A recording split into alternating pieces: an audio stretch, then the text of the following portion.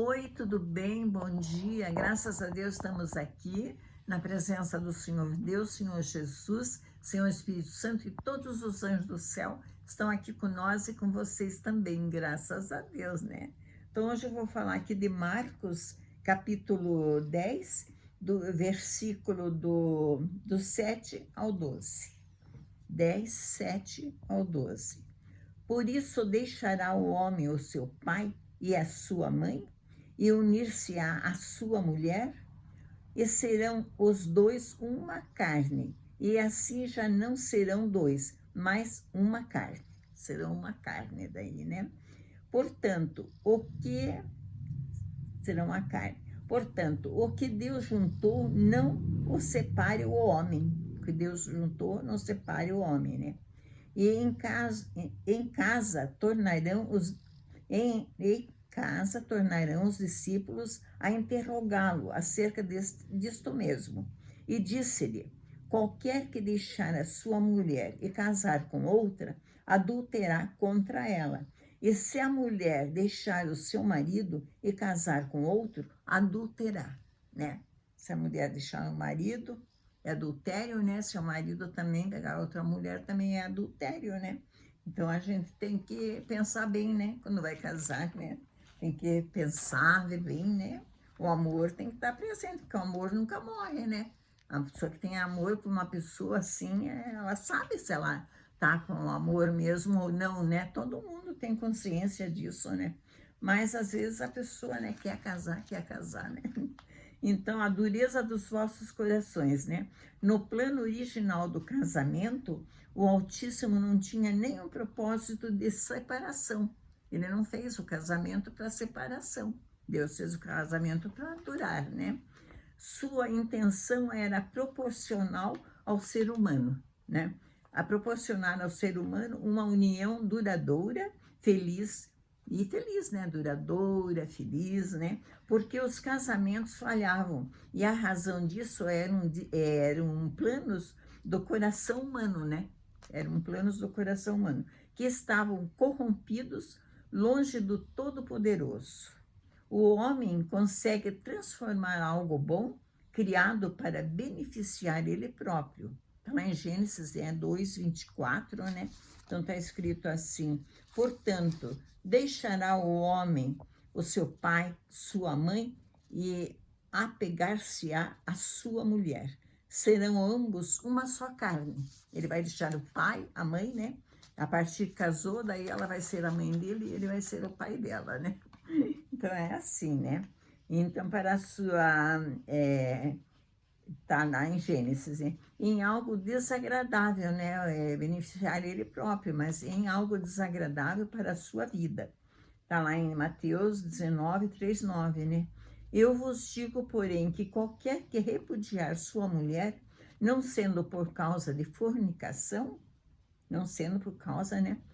E se casar com outra, comete adultério. A pessoa comete. E o que casar também é vice-versa, né? Também cometerá adultério. Se a mulher pega outro, o homem pega outra, então já é adultério, né? Também cometem adultérios. Muitos querem se divorciar por qualquer motivo motivo de se divorciar, né?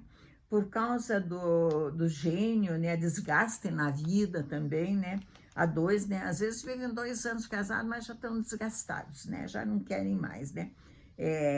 Problema financeiro, a vida a dois, né? Então, às vezes tem interferência, assim, né? Até de parentes, às vezes, né? Também, que podem separar o casal, né? Se tiver muita interferência de parentes, né?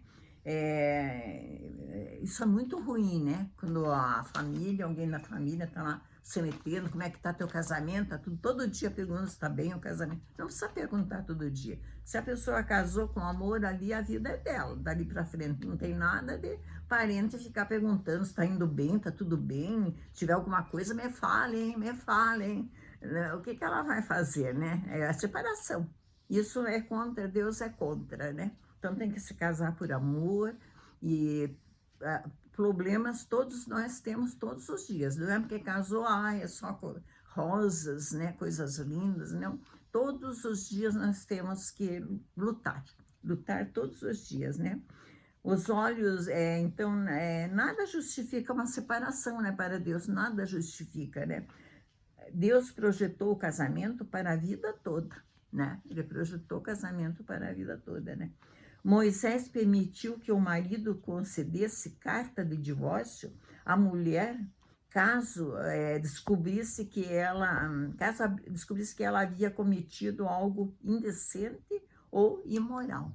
Então ele concedeu a carta de divórcio, né? Se ambos, né, assim tivessem cometido algo indecente ou imoral, né? Está lá em Deuteronômio, né? Aqui está escrito: as escrituras não incentivam o divórcio, pois o processo de separação para o casal é difícil, especialmente quando possuem filhos. É muito difícil, não é fácil, né? Quando possuem filhos. Havendo uma chance, por mais pequena que seja essa chance, né? Então a pessoa tem que, assim, segurar, né? Ver, pensar naquela hora ali, como é que vai ficar o filho. Às vezes também não tem filhos, né? Mas como é que vai? Hoje em dia é o cachorro, né? Que às vezes ele só tem cachorro, com quem que vai ficar, né? O cachorro vai ficar com ela, ou vai visitar durante o final de semana, né? Mas quando tem filhos é um problema, porque se o filho faz qualquer coisa errada, porque você foi na casa do teu pai, por isso que você está assim. Ele, porque você foi na casa da tua mãe, por isso que você voltou assim, né? Então, a pessoa tem que pensar muito bem, né, sobre o casamento, muito bem mesmo, porque eu acho que, assim, mais de um ano para se conhecerem, né? Eu acho que poucos meses é muito difícil, né, assim, né, a pessoa se conhecer, né? Mas acho que um ano tá bom, né? Então a pessoa tem que ser, mas hoje em dia já leva no mesmo dia, né? Para casa, né? Às vezes está na casa da família, parece uma pessoa que a mãe ou o pai nunca viu aquela pessoa, mas está saindo do quarto ali, né? Então isso é errado, né? Tem que haver o namoro, noivado e o casamento, né? Para dar certo, né? Porque depois, às vezes a pessoa já está esperando um filho, ou vai ter filhos, né? Então essas crianças sofrem muito mesmo. Qual criança que não quer ser seu pai, sua mãe junto, né? Acho que todas as crianças adorariam, né? Então, eu digo, né, quando forem casar, pensem bem. Até teve um casamento aqui no Brasil, faz uns anos, acho que uns 8 anos atrás, mais ou menos, né? Que a noiva que preparou todo o casamento. Ela preparou a festa, ela preparou a igreja, ela preparou os convidados, ela sozinha, porque o noivo não queria casar com ela. Parece que ele era um empresário, eu não me lembro muito bem assim, né? E daí ela preparou tudo, mas o noivo não chegou no horário ali do casamento, né? Mas ela continuou com a festa, deu a festa ali para todos. Acho que ela ia se casar no próprio salão ali, né? De festa, ela ia se casar. Mas continuou a festa, tudo, festejaram lá, tudo, né? Daí ela foi para casa, né? Mas à noite ela se suicidou. Ela se jogou do edifício, né? Onde ela morava, né? Então, mas a mãe dela, o noivo ficou muito triste, né? Mas a mãe dela não julgou o noivo. Assim, não, você não tem culpa de nada, nada, nada. Eu sei que você não tem culpa. Por mim, você está desculpado, está perdoado, porque você não teve nada a ver com o que aconteceu com ela, né? Porque ela já tinha aquele propósito, acho, na cabeça dela, né? Mas é muito triste, né? O noivo ali, ele ficou, lógico que ele ficou chateado, tudo, mas ele não quis, ele fez bem. Na hora do casamento ali, ele fez muito bem de não casar, porque ele sabia que não ia dar certo, mas ele avisava ela, mas ela não quis saber, né? Ela mesma fez a festa, pagou tudo, gente bem, né? Então por isso que eu digo, mesmo na hora do casamento ali, se a pessoa diz não vai dar certo, eu acho que deve de parar por ali, né? Porque é difícil, né?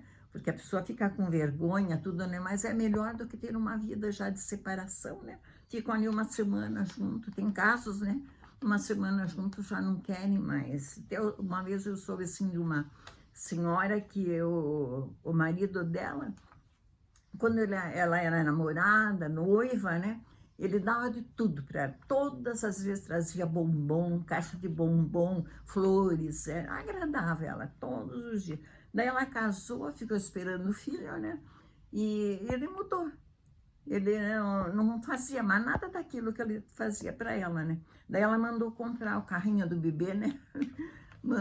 Ele comprou o mais barato que tinha, né? Aqueles que é xadrezinho, assim, né? Daí ela ficou decepcionada, né? Disse, meu Deus, ele me trazia bombom, flores, tudo, né? E agora traz o carrinho mais feinho que tem aqui, né? Ela pensou que ia trazer um carrinho bonito, né? Assim, né?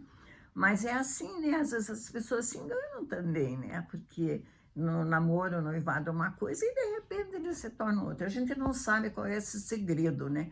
Mas deve de haver alguma coisa, assim, alguma coisa maligna, né? Que atacou no casamento ali, né? Que não é possível uma pessoa ser tão boa, tão amorosa e de repente, né?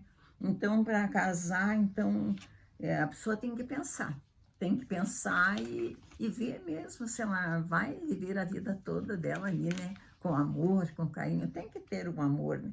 Porque às vezes é amor, amor demais, demais, daí já querem morar junto, e daí uma semana, já estão separados, né? Um mês, um ano, né? Já separaram, né? A gente, puxa, tem dinheiro, tem tudo, né? Separaram por quê, né? Então a pessoa tem, casamento é coisa séria, não é brincadeira. Parece que as pessoas casam para dar aquela festa, para mostrar, né, para todo mundo, né? De repente acaba tudo, né? Então, o casamento é para a vida toda. Deus aqui gosta, né? Que a vida toda o casal viva, até envelhecer, ficar velhinho ali, né? É muito bonito isso, né? Então, é isso que eu tinha que falar hoje, tá bom? Então, Deus abençoe. Domingo vão na igreja lá, que vai estar muito bom. Sempre está uma maravilha, né? Palavra de Deus, né? Então, a pessoa escuta lá coisas boas, boa mesmo, né? Às vezes está com o casamento em ruína, de repente, não, mas eu errei ali, eu errei aqui. A pessoa já muda, né? O comportamento, como falar, como agir, né? Então, por isso que é bom ir na igreja, para aprender tudo direitinho, né? Então, Deus abençoe em nome do Senhor Jesus. Amém, graças a Deus. Tchau. Amém, graças a Deus.